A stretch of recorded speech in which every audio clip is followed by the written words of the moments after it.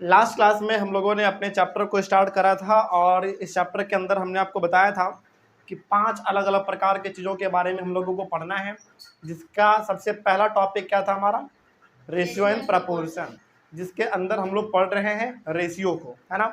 और ratio topic हमारा start हो चुका है, जिसके अंदर हम लोग पिछले क्लास में 2 क्वेश्चन कर चुके थे।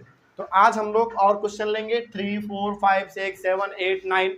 ध्यान रहे, ये जो हम लोग अभी इस प्रकार के क्वेश्चन सॉल्व कर रहे हैं, ये सब बेसिक क्वेश्चन है जो कि आपको रेशियो के अंदर मिलेगा। इसके बाद फिर हम लोग आएंगे रेशियो के अंदर मिलने वाले वर्ड प्रॉब्लम्स को सॉल्व करने की, मतलब उसको कैसे सॉल्व करेंगे। मतलब रेशियो में 2 प्रकार के क्वेश्चन आपको मिलेंगे।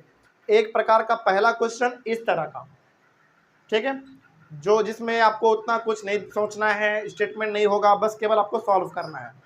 जो अगला टाइप का क्वेश्चन होगा हमारा, वो इस चैप्टर का क्या होगा, वर्ड प्रॉब्लम होगा। तो अगले वाले क्लास में जो हम लोग कल डिस्कस करेंगे, वहां पे क्या होगा, रेशियो के अंदर वर्ड प्रॉब्लम्स भी अलग अलग प्रकार के पूछे जाते हैं। तो कल हम लोग वर्ड प्रॉब्लम्स को डिस्कस करेंगे, लेकिन आज हम लोग कुछ बेसिक क्वेश्चंस को डिस्कस कर लेते हैं। आइए चैप्टर का शुरुआत हम लोग करते हैं यहीं से। तो सारा क्वेश्चन आप एक जगह पर लिख लीजिएगा और उसका सॉल्यूशन हम लोग एक एक करके अब देखते चलेंगे। तो ध्यान रहे, फिर से बता रहे हैं, क्योंकि ये सारा क्वेश्चन बेसिक क्वेश्चन है जिसकी आपको रेशियो के अंदर देखने को मिलेगा, ठीक है। इसका वर्ड प्रॉब्लम भी बनता है, जो कि हम लोग अपने अगले क्लास में डिस्कस करेंगे। तो आइए एक एक करके अब शुरुआत करते हैं। Solution number 3। देखिए, पहले क्वेश्चन को समझना है, फिर आगे बढ़ना है। लिखना है थोड़ा पहले, लेकिन समझना है। पहले समझिए, पहले ध्यान से। लिखा हुआ है if a is to be equals to 5:8। इसका मतलब क्या हुआ? इसका मतलब हुआ कि a इज टू b जो है वो 5:8 के बराबर है। इसका मतलब यहाँ पे जो a का वैल्यू है ना, वो कितना दिया हुआ है, 5, और b का वैल्यू जो वो है 8। ओके, उसी प्रकार से b इज टू c जो है, उसका वैल्यू क्या है, 18:25। इसका मतलब फिर से यहाँ पे 8 का वैल्यू जो है वो कितना है, 18, और b का वैल्यू जो है वो 25।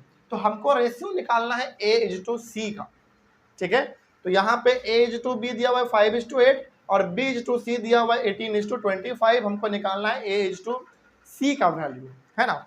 इनकी a इज टू c का जो रेशियो है वो क्या होगा, ये हमको इसमें बताना है। तो आइए शुरुआत करते हैं हम लोग। इसका कैसे करेंगे, सबसे पहले देखिए लिखा हुआ है a इज टू b। तो सबसे पहली बात तो आप हमको ये बताइए, अच्छा चलो इसको थोड़ा और सिंप्लीफाई कर देते हैं आपके लिए।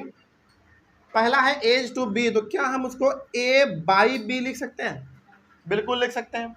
दूसरा हमारा क्या रेशियो दिया हुआ है, b इज टू c, तो यहाँ पे हम इसको b/c कर सकते हैं। और इन दोनों में आपको करना है मल्टीप्लाई। क्यों कर रहे हैं इसका पता अभी आपको लगेगा, लेकिन आगे बढ़ते हैं फिलहाल, ठीक है। तो अब देखो जरा ध्यान से, जो पहला रेशियो था a इज टू b, तो रेशियो को हम लोग फ्रैक्शन में लिख सकते हैं। तो हमने इसको लिखा a/b। b is to c है तो हमने उसको लिखा b/c, है ना। और इन दोनों को आपस में करना है मल्टीप्लाई। तो अब जब आप इसको मल्टीप्लाई करेंगे तो आपको दिखेगा कि b से b क्या हो जा रहा है, कैंसिल हो जा रहा है। तो बचा क्या फिर आपके पास, a/c बचा, सिंपल। तो अब यहाँ पे जरा इसका वैल्यू पुट करिए।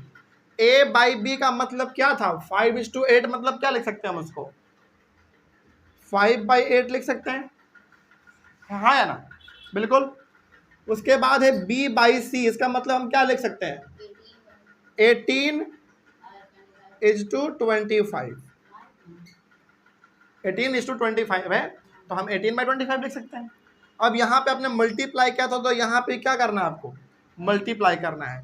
जब आपने इसको कैंसिल किया कितना आया था, a/c आया था। हम क्या करना चाह रहे हैं, यहाँ पे पहले हमने इन दोनों को कैंसिल किया, अब इसका वैल्यू हमने यहाँ पे लिखा है, इसका वैल्यू हमने यहाँ पे लिखा है।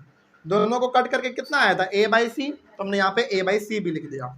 अब क्या इसमें भी कुछ कट रहा है, कट रहा है, बिल्कुल कट रहा है। देखो 5 1 जा 5, और ये 5 से कितने बार में है, सिंपल।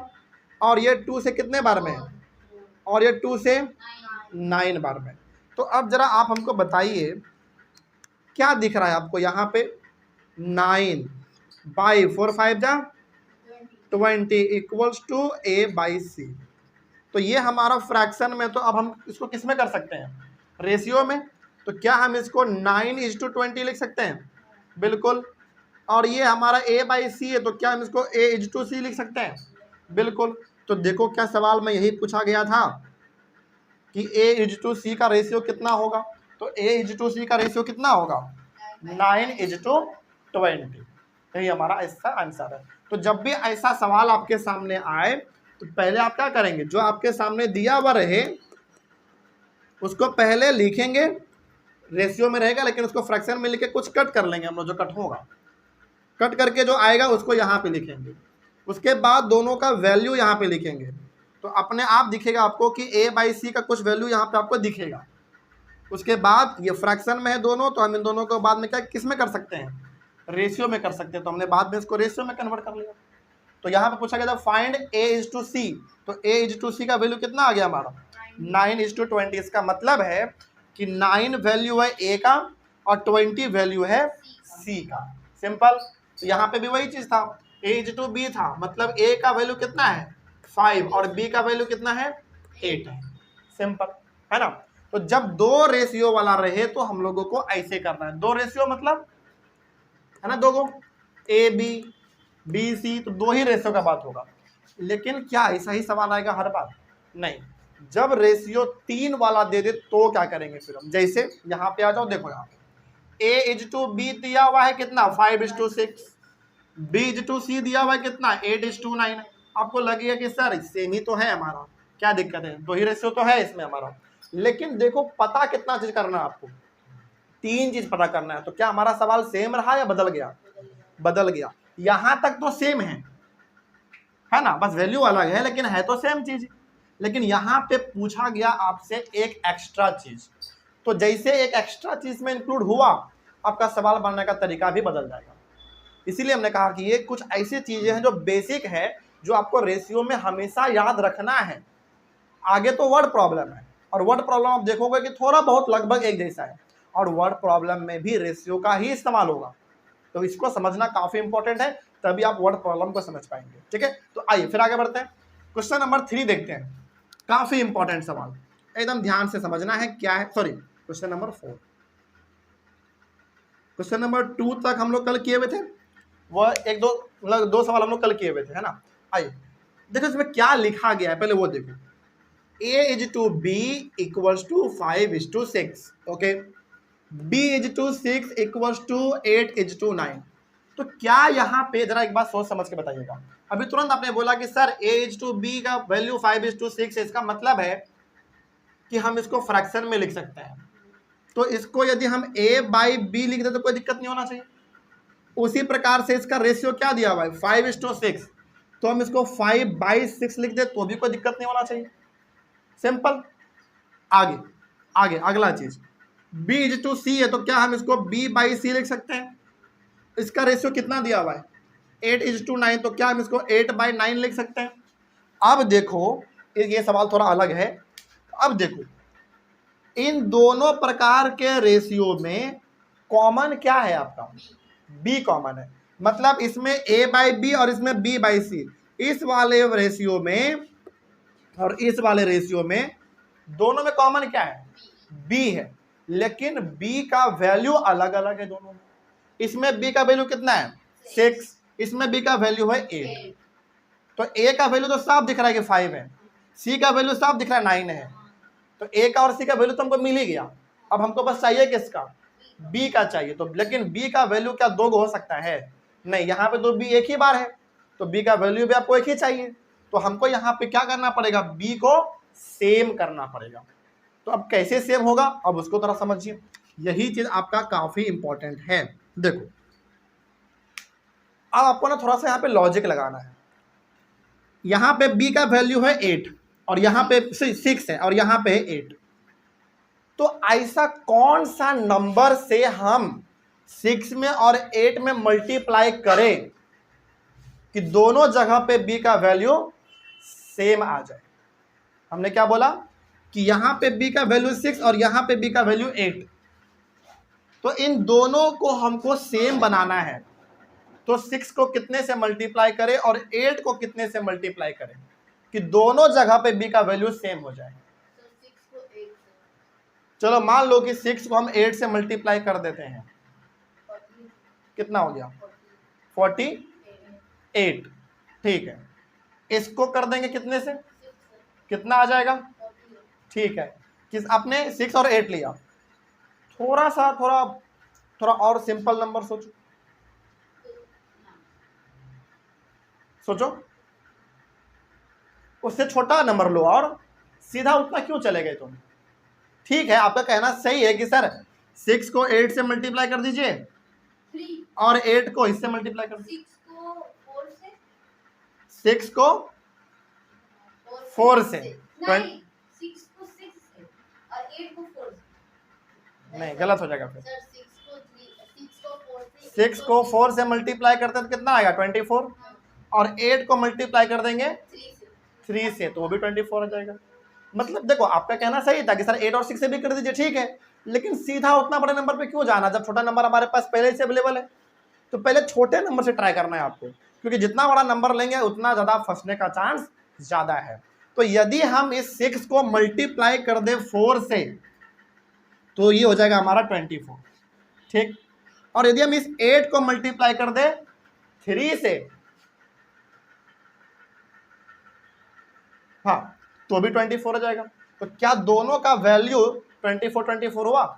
तो अब यहाँ पे देखो इस b को आप कितने से मल्टीप्लाई करने वाले हैं 4 से, तो ऊपर भी मल्टीप्लाई करोगे आप 4 से, ठीक। अब इस 8 को कितने से मल्टीप्लाई करने वाले हैं आप 3 से, तो नीचे भी मल्टीप्लाई करेंगे 3 से। तो अब जरा इसको मल्टीप्लाई करिए, कितना आया 20/24 और ये 24/27। तो अब जरा यहाँ पे आप ध्यान से देखिए, पहले हम क्या दिखाना चाहते हैं आपको। a का वैल्यू 20, b का वैल्यू 24 यहाँ भी और यहाँ भी, तो हम कह सकते हैं कि b का वैल्यू कितना आ गया 24 आ गया, और c का वैल्यू साफ दिख रहा है 27। तो अब यहाँ पे क्या पूछा गया था, a:b:c, तो अब यहाँ पे हम साफ लिख सकते हैं a:b:c। तो बताइए अब a का वैल्यू कितना 20, b का वैल्यू कितना 24, c का वैल्यू कितना 27, यही इसका आंसर है। तो क्या ऐसा सवाल आएगा तो आप हैंडल कर लोगे। अब तो ध्यान रखना है, देखो 2 ही प्रकार का सवाल इसमें जनरली आता है, जिसमें 2 ही चीज पूछेगा तो फिर आपको ये प्रोसीजर फॉलो करना है। जब 3 चीज पूछ दे तो फिर आपको ये चीज फॉलो करना है। 3 चीज में आपको देखना है कि सेम दोनों में क्या है, दोनों में कॉमन क्या है। तो दोनों में कॉमन क्या था, बी था, तो बी को सेम कर देना है। मान लो दोनों में कॉमन सी रह जाए तो फिर किसको सेम करेंगे, सी को करेंगे। ए रह जाए तो ए को करेंगे। तो ऐसा सवाल हमारा आ जाता है कई बार, ठीक है ना। तो ध्यान रखना है। तो हर बार आपका मेन मोटिव पहले क्या होना चाहिए कि जो दोनों में कॉमन है, जैसे इसमें कॉमन क्या था, दोनों में बी है, तो बी को पहले सेम करना है। और ट्राई भी हमेशा किस नंबर से करेंगे, पहले छोटे नंबर से, फिर आगे बढ़ेंगे, है ना। तो इस तरीके से आपके सामने ए का प्रॉपर वैल्यू, बी का प्रॉपर वैल्यू और सी का भी एक प्रॉपर वैल्यू आ जाएगा। कुछ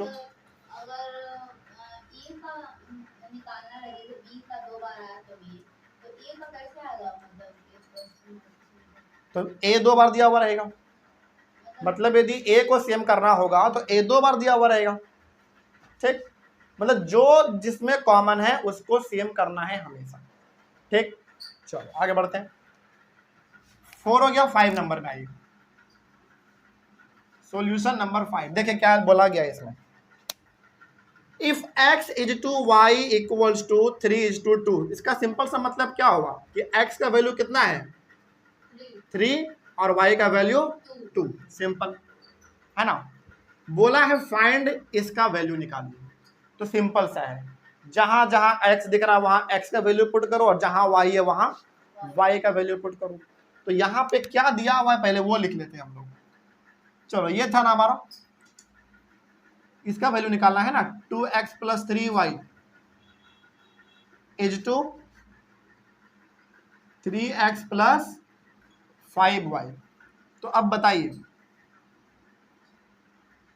सोच समझ के बताइएगा। 2 इंटू कितना मल्टीप्लाई करते हैं हम x, और x का वैल्यू कितना आपके पास 3 है, तो यहाँ पे 3 से मल्टीप्लाई करेंगे, प्लस फिर 3 इंटू वाई, तो वाई का वैल्यू कितना है आपके पास 2, तो 2 से मल्टीप्लाई कर देंगे और ब्रैकेट क्लोज और इस 2 का साइन दे देंगे। उसके बाद यहाँ पे 3 है तो 3 लिखेंगे, फिर x है तो x कितना बताइए जल्दी 3, फिर प्लस 5 है 5 लिखा हमने, इंटू y है तो y का वैल्यू कितना है 2।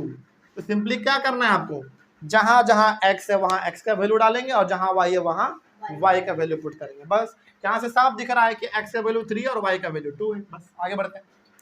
अब मल्टीप्लाई करो, 2 इंटू 3 कितना 6 प्लस 3 इंटू 2 6 एज 2, इधर आ जाओ 9 प्लस 10, तो ये हो जाएगा 12 एज 2 19। बस ये इसका आंसर है। समझ में आ गया बात, इतना ही सिंपल है ये। पांचवा हो गया, 6वां नंबर में आइए। 6 में क्या बोला गया है पहले उसको समझ लेते हैं फिर आगे बढ़ेंगे। सेम सवाल है, सेम सवाल। If x is to y equals to 6 is to 11, इसका मतलब क्या हुआ कि x का वैल्यू है कितना 6 और y का वैल्यू है 11। तो इसके ऊपर बस आप वैल्यू पुट कर दो जहां जहां x है और जहां जहां y है। बनाइए खुद से, फिर इसको खुद से ट्राई करिए, ठीक है जल्दी, लेकिन थोड़ा फास्ट। ऑनलाइन वाले बच्चे आप लोग भी इसको ट्राई करिए। क्वेश्चन नंबर 6 को, क्वेश्चन नंबर 6 क्वेश्चन नंबर 5 की तरह ही है, जहां पे x है वहां पे आप 6 डाल देंगे और जहां पे y है वहां पे आप इसको 11 पुट करके इसका आंसर निकाल के दिखाइए। चलिए हम थोड़ा वेट कर लेते हैं, लेकिन बनाइए। Question number 6, do it yourself, अपने से करिए इसको, बनाइए जल्दी फटाक से, देखते हैं कितना आता है। सब कोई बनाएगा?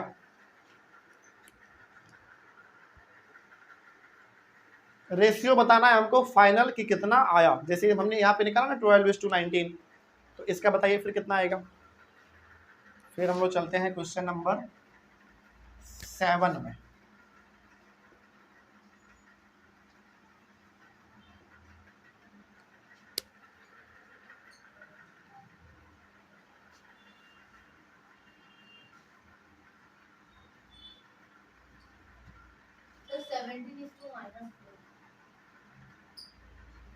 सही से करिए, गलत है,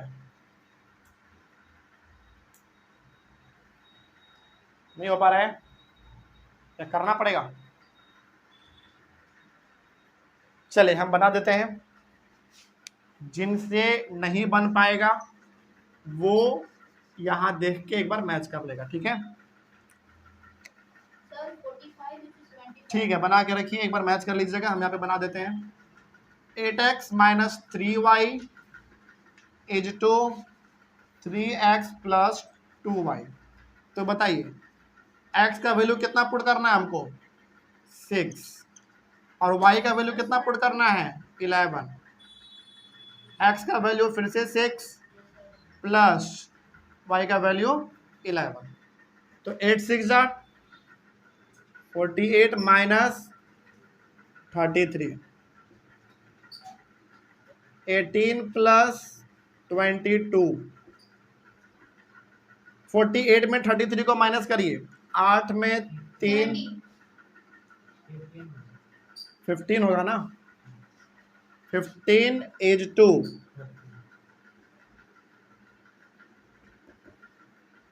40, 15 इज टू 40 भी इसका आंसर सही है, लेकिन चूंकि दोनों क्या हो सकता है कट सकता है, जिसको थोड़ा और सिंप्लीफाई कर लेंगे, है ना। ये भी इसका आंसर सही है, लेकिन ये कट सकता है, तो हम इसको क्या लिख सकते हैं 15/40 लिख सकते हैं। क्यों ऐसा लिख सकते हैं, क्योंकि कट सकता है, तो काट लेंगे पहले हम लोग इसको। तो 15 को आप किससे काटोगे 5 से काटेंगे, तो 3 बार में, और ये कितने बार में बताइए जल्दी 8 बार में। तो ये हमारा हो गया 3/8, यानी कि फाइनल आंसर जो रेशियो में होगा 3:8। इतना किसका किसका आया था, बस हो गया फिर, ठीक है ना, ठीक है। तो 3:8 इसका फाइनल आंसर है। आइए क्वेश्चन नंबर 7 की ओर आगे बढ़ते हैं। जिनसे नहीं बना कोई दिक्कत नहीं है, प्रैक्टिस करिए, बन जाएगा, ठीक है। क्वेश्चन नंबर 7 देखा जाए। क्या बोला गया क्वेश्चन नंबर 7 में, ध्यान से पहले समझिए। If 4x + 5 = 3x + 11 equals to 13 = 17। तो कोई बता सकता है इसका मतलब क्या हुआ? इसका मतलब ये हुआ कि 4x + 5 का जो वैल्यू है वो कितना है, 13 के बराबर है, और 3x + 11 का जो वैल्यू वो कितना है, 17 के बराबर है ना। तो इसको थोड़ा ऐसे लिख लेते हैं हम लोग। पहला जो है वो है 4x + 5 = 3x + 11। तो जरा अच्छा किसके बराबर है ये, 13 = 17 के बराबर है, सही बात है। तो यदि रेशियो में है तो हम इसको फ्रैक्शन में भी तो लिख सकते हैं। तो 4x + 5 / 3x + 11। अच्छा बताइए पहले, यदि इन दोनों को इस तरीके से दिया हुआ है तो हम इसको ऐसे लिख देंगे तो क्या गलत हो जाएगा? बिल्कुल भी नहीं। इक्वल टू देंगे तो इसको भी क्या कर सकते हैं, हम फ्रैक्शन में लिख सकते हैं। अब निकालना क्या था आपको इसमें, find the value of x, x का वैल्यू पता करना है। तो अब जरा देखिए, आपने इतना सारा चैप्टर पढ़ रखा है पहले से, तो बताइए अब इस प्रकार के सिचुएशन में हम लोग क्या करते थे, मल्टीप्लाई, लेकिन कैसा मल्टीप्लाई, क्रॉस मल्टीप्लिकेशन, है ना। तो चलिए आइए करते हैं क्रॉस मल्टीप्लिकेशन। तो अब 17 से मल्टीप्लाई करोगे किसको, इस ऊपर वाले को 17 से मल्टीप्लाई करना है, और इस नीचे वाले को 13 से मल्टीप्लाई करना है। तो पहले 17 से कर देते हैं 4x + 5 को, और फिर 13 से मल्टीप्लाई कर देंगे 3x + 11 को। तो बताइए 17 4 जा कितना होता है, 17 4 जा 68। तो 68x + 17 5 जा 85 इक्वल्स टू 13 3 जा 39x + 13 × 11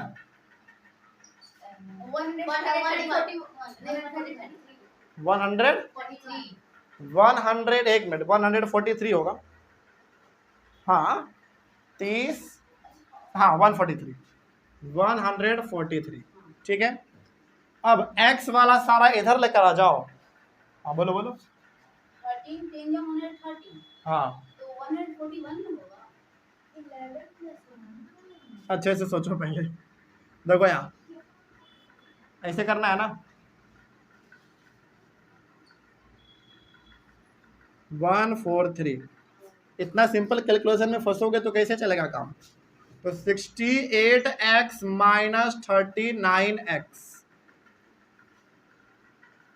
ये प्लस में था, इधर आ गया माइनस हो गया, और 143 - 85। तो 68 में 39 को आप माइनस कर दो, ज़्यादा कन्फ्यूजन हो तो कुछ नहीं, चुपचाप कर लीजिए। 18 में 9 गया 9, 5 में 3 गया 2, तो 29x इक्वल्स टू 143 में 85 को माइनस कर दीजिए। 13 में 5 जाता है तो कितना बचता है, अब बोलो 8। फिर 13 में 8 जाएगा तो कितना बचेगा, 5, और ये तो कट गया हमारा, तो ये हो गया हमारा 58। अब तो सिंपल है, x का वैल्यू चाहिए तो x equals to 58/29, x equals to 29 के टेबल में कितने बार में 58 आता है, 2 ही बार में आ जाता है। तो x का वैल्यू हो गया 2, मतलब इसको आप काट सकते हैं सीधा सीधा।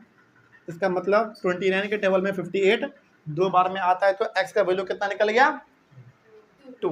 बस, तो इस सवाल का आंसर यही हो गया। ठीक है, जल्दी से इसको लिख लीजिए, फिर आगे बढ़ते हैं।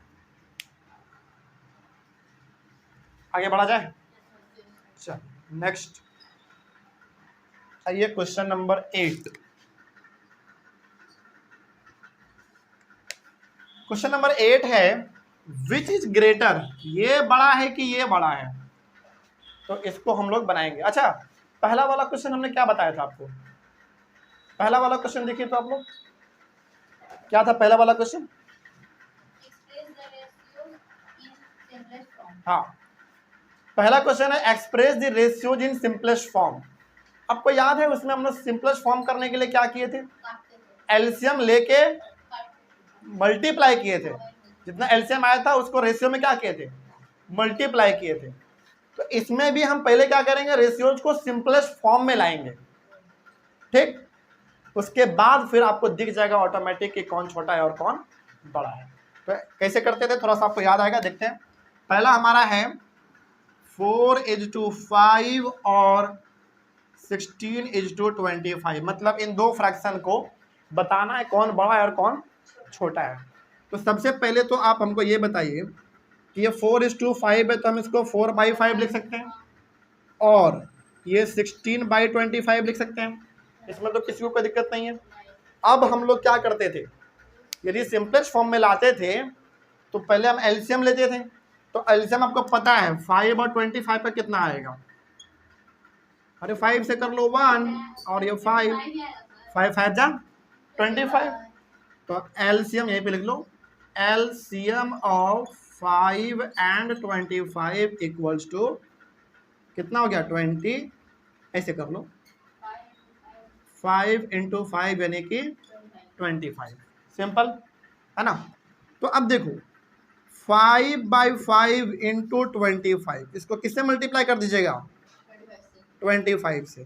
क्या सिंपलेस्ट फॉर्म में लाने के लिए हम लोग ऐसा नहीं करते थे, बिल्कुल करते थे। तो इसमें भी आपको वही चीज करना है। उसके बाद और है, तो 16/25 इसको भी मल्टीप्लाई किससे करेंगे, 25 से करेंगे, ये 25 है। तो सिंपल आपको यहाँ पे दिख रहा होगा 5 से 25 5 बार में, और ये एक ही बार में हो जाएगा। तो बचा क्या आपके पास, इधर 20 और इधर क्या बचा 16। तो बताइए बड़ा कौन है, 20 बड़ा है ना। तो इसको ऐसे नहीं लिखना है, तो ऐसे लिखेंगे 20 इज ग्रेटर देन 16। लेकिन अब एक बात बताइए आप, ये जो 20 हमारा इधर आया है वो किस रेशियो के वजह से आया, 4/5 यानी कि 4:5। आप इसको ऐसे समझ सकते हैं, इधर का जो काम चल रहा है वो सब किसके लिए काम चल रहा है, 4:5 के लिए चल रहा है। और इधर जो काम चल रहा है और के उस साइड वो किसके लिए काम चल रहा है, 16:25 के लिए। तो यहाँ पे बड़ा कौन दिखा आपको, 20 दिखा। इसका मतलब कौन सा रेशियो हमारा बड़ा हुआ, 4:5 बड़ा हुआ, ठीक है ना। तो यहाँ पे लास्ट में हम लोग लिख लेंगे 4:5 इज ग्रेटर देन 16:25। तो जरा आप एक बार ध्यान से आप देखेंगे तो आपको पता चलेगा कि यार देख के ही लग रहा है कि ये वाला रेशियो बड़ा है और ये वाला छोटा है, लेकिन नहीं, देख के कभी भी आपको नहीं बताना है, क्योंकि देख के कई बार आपको लगेगा कि ये छोटा और ये बड़ा है, लेकिन जब आप एक्चुअली में करोगे तो आपका आंसर बिल्कुल अलग आता है, आगे ना अलग। पहली बार आप देखो, कोई बच्चा देख के क्या बोलेगा, नॉर्मल सा बच्चा कि बताओ ये छोटा है कि ये बड़ा है, तो एक साधारण सा बच्चा क्या दिमाग लगाएगा, अच्छा इसका पहला वाला 4 है, इसका पहला वाला 16 है, मतलब ये बड़ा है। उसके बाद इसका दूसरा वाला 5 छोटा है और ये 25 बड़ा है, सर ये वाला बड़ा है, क्योंकि दोनों तरफ से बड़ा दिख रहा है। नहीं, वैसे नहीं करना है, वैसे करेंगे तो फिर गलत हो जाएगा, ठीक ना। तो आपको क्या करना है, सॉल्व करके देखना है। तो जब भी सिंपलेस्ट फॉर्म में लाने बोले, कंपेयर करने बोले, तो आपको यही तरीका फॉलो करना है जो हम लोगों ने पहले किया था क्वेश्चन नंबर 1 में, आपको याद होगा, है ना। बस ये चीज है, इसको पहले इतना लिखिए, उसके बाद फिर हम लोग चलते हैं अपना काफी इंपॉर्टेंट सवाल 9 नंबर, जिसमें आपको रेशियोज को असेंडिंग और डिसेंडिंग ऑर्डर में अरेंज करना सिखाएंगे हम। यहाँ पे केवल असेंडिंग दिया हुआ है, हम आपको डिसेंडिंग भी सिखा देंगे, क्योंकि दोनों क्या होता है, लगभग सेम होता है, बस एक लास्ट का प्रोसेस, बस एक स्टेप जुड़ जाता है, एक्स्ट्रा नहीं है, बस अलग होता है और कुछ नहीं। पहले इतना लिखिए फिर आगे बढ़ते हैं। हो गया इतना सबका, आगे बढ़े हम लोग।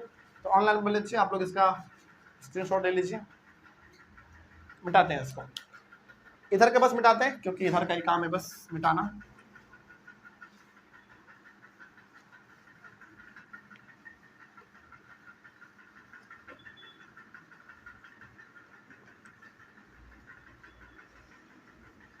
देखिए क्वेश्चन नंबर 9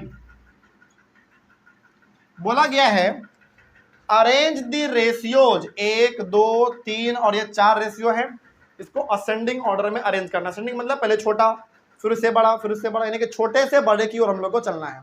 तो 4 रेशियो पहले कौन सा आपके पास, 5:6, उसके बाद 7:10, उसके बाद 13:15 एंड लास्ट है आपके पास 23:30, यही है। तो ये हमारा 4 रेशियो है जिसको असेंडिंग ऑर्डर में अरेंज करना है। तो फिर से मेरा बात वही है कि ये रेशियोज में है तो हम इसको फ्रैक्शन में लिख सकते हैं। तो ये हो जाएगा 5/6, 7/10, 13/15 एंड 23/30। अच्छा, अब बताइए क्या ये आपके लिए हार्ड है? बिल्कुल नहीं। क्यों नहीं है? क्योंकि फ्रैक्शंस को असेंडिंग में करना, डिसेंडिंग में करना हम लोग बहुत पहले पढ़ चुके हैं, है ना। तो बस वही करना है। अगला स्टेप आपको पता है क्या करना है हम लोग को? एलसीएम। सिंपल सी बात है। तो यहाँ पे हम लोग लेंगे एलसीएम किसका? 6 का, 10 का, 15 का और 30 का। तो पहले आप किससे करोगे? 2 से करोगे तो 3 बन जाएगा, ये 5 बन जाएगा, ये तो 15 ही रहेगा और ये भी 15 बन जाएगा। अभी 3 से करना ज़्यादा अच्छा रहेगा, 1 बन जाएगा, ये 5 ही रहेगा, ये भी 5 बन जाएगा और ये भी 5 बन जाएगा। अब सिंपल आपको दिख रहा है किससे कर दो, 1 1 1 1 बन जाएगा। तो एलसीएम ऑफ 6, 10, 15 और 30 कितना आ जाएगा? 2 × 3 × 5 यानी कि 30। सिंपल। तो अब यहाँ पे करना क्या है आपको समझिए। अब आपको पता होगा जो एलसीएम आता था उसी एलसीएम के बराबर सारे फ्रैक्शंस का डिनोमिनेटर हम लोग को करना है ना। तो पहला जो है वो है 5/6। तो अब बताइए डिनोमिनेटर को सेम करना है 30 के बराबर, एलसीएम के बराबर। तो इस 6 में हम कितने से मल्टीप्लाई कर दे कि हमारा डिनोमिनेटर 30 बन जाए? 5 से।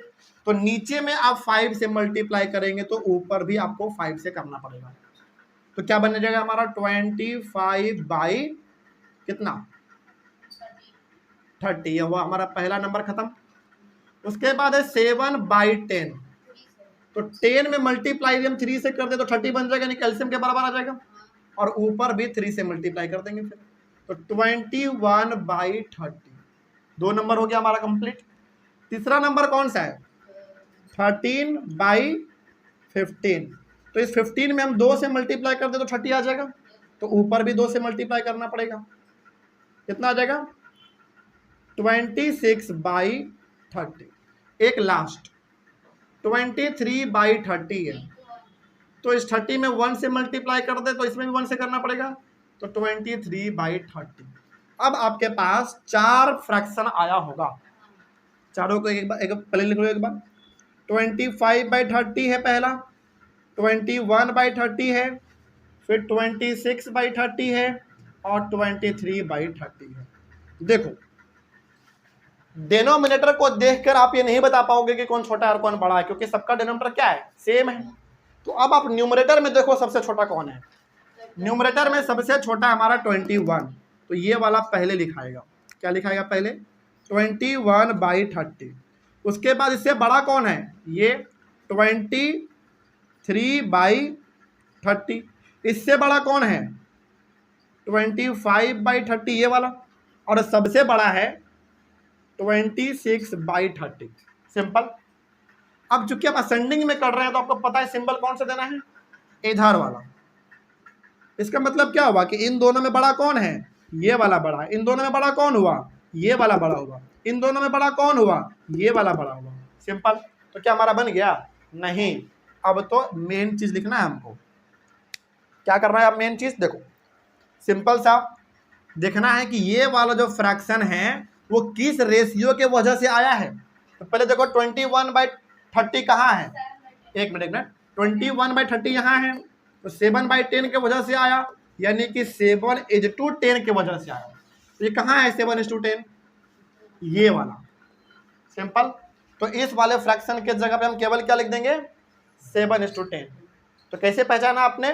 देखो ये 21/30 है, तो किसके वजह से आया 21/30? तो यहाँ हमारा है किसके वजह से आया? 7/10 के वजह से आया। और ये हमारा रेशियो जब इसको करेंगे तो क्या होगा? 7:10। तो ये वाला हमारा हो गया। तो इसके जगह पे आ जाएगा 7:10। उसके बाद जरा बताइए फिर 23/30 कहाँ गया हमारा? 23/30 यहाँ पे कि किसके वजह से आया है? 23/30 के वजह से ही आया है। तो ये लास्ट वाला 23:30। उसके बाद 25/30, कहाँ 25/30? 25/30 पहला वाला किसके वजह से आया? 5/6, यानी कि 5:6। समझ में आ रही है बात? और लास्ट वाला फिर बता दीजिए 13:15, और फिर से हमारा सिंबल जो रहेगा वो यही वाला रहेगा। कोई दिक्कत नहीं ना इसमें?